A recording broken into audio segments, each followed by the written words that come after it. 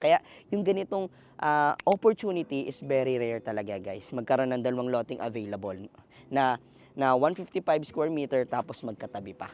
Sobrang bihira nung ganitong lote na mau-open sa market tapos secondary market pa.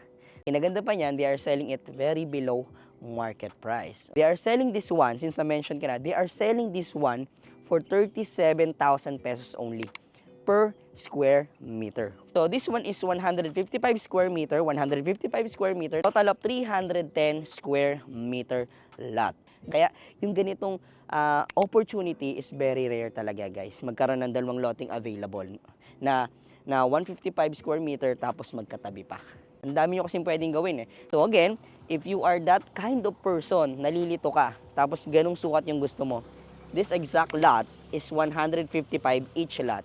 But if you are thinking na, Carl, to be honest, gusto ko yung location, pero masyadong malaki sa akin yung 300 square, pwede nyo rin naman pong bilhin yung isang lote lang. But again, it's a very rare opportunity na magkaroon ng side by side na available na dalawang lote.